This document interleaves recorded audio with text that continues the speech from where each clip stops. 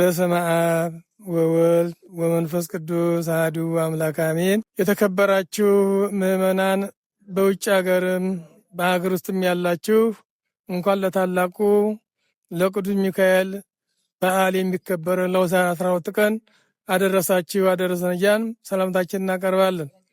ይህ ቤተ ክርስቲያን ከተጀመረ 78ኛ ዓመቱን እያስቆጠረ ነው ያለው።